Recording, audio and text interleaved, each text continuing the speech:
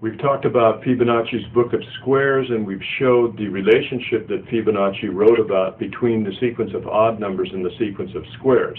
Well, as it turns out, Fibonacci has a sequence of numbers named after him called the Fibonacci Sequence, and let's take a look at it.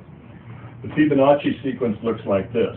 The first number is a 1, the second number is a 1, the third number is 2, the fourth number is 3, and the fifth number in the Fibonacci sequence is 5.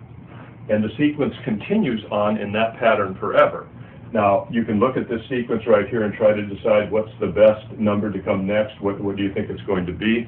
And I just want to point out again that when you're doing that, you're using what's called inductive reasoning, and you're actually doing mathematics.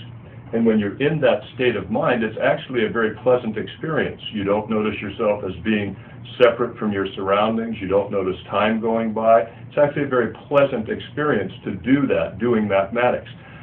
It's only when you come out of that and try to kind of evaluate how you've done, maybe you compare yourself with other people or whatever, that you put some kind of value on it. Maybe you feel good about it or bad about it. But the actual experience itself is a pleasant experience. Okay, so 1, 1, 2, 3, 5, that's the beginning of the Fibonacci sequence. Next number in the sequence, what do you think? How about 8? The number after that, 13. The number after that, 21. So if you're getting those right along with me, then you've recognized the pattern that I wrote with the first few numbers in the Fibonacci sequence, which is this. It starts with a 1, the next number is a 1, then after that, to get the next number, you'll always add the two numbers that came before that. So 1 and 1 is 2, 1 and 2 is 3, 2 and 3 is 5, 3 and 5 is 8, so on and so forth. So that's recognizing the pattern that exists in the Fibonacci sequence. So it turns out that this sequence of numbers has all kinds of applications. It describes all kinds of things in the world that we see around us. I'd like to point out one thing to begin with is that if you read the Da Vinci Code, you know that one of the first clues given in the Da Vinci Code is this right here, 13, 3, 2, 21, 1, 1, 8, 5, a scrambled version of the Fibonacci sequence. So if you had known the Fibonacci sequence when you read the Da Vinci Code and you saw this first clue, you might recognize it as a scrambled version of the Fibonacci sequence. 1, 1, 2, 3, then 5, then 8, then 13, 21. So that first clue in the Da Vinci Code was the Fibonacci sequence. One of my favorite applications of the Fibonacci sequence is in counting the number of bees in each generation of the family tree of a male honeybee. Male honeybees are interesting because they come from unfertilized eggs. They have only one parent, their mother. Female honeybees come from fertilized eggs, so they have two parents, a mother and a father, or a male and a female.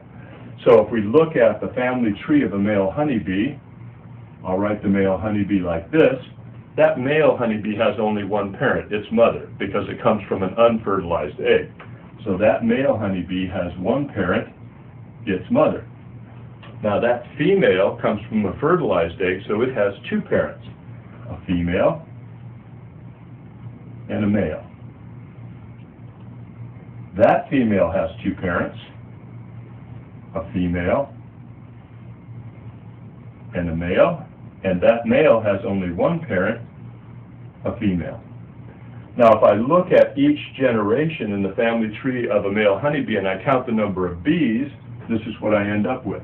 1 bee in that generation, 2 bees in that generation, 3 bees in that generation. Looks like it's the start of the Fibonacci sequence. Let's go one more generation. That female has two parents, a female and a male. That male has only one parent, a female.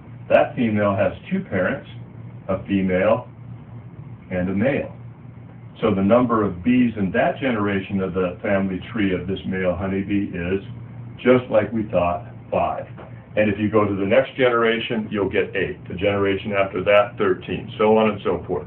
The number of bees in each generation of the family tree of a male honeybee follows the Fibonacci sequence exactly. So I just wanted to show you a sequence of numbers that's named after the mathematician Fibonacci. He wrote about it in one of his books that he was writing around 1225.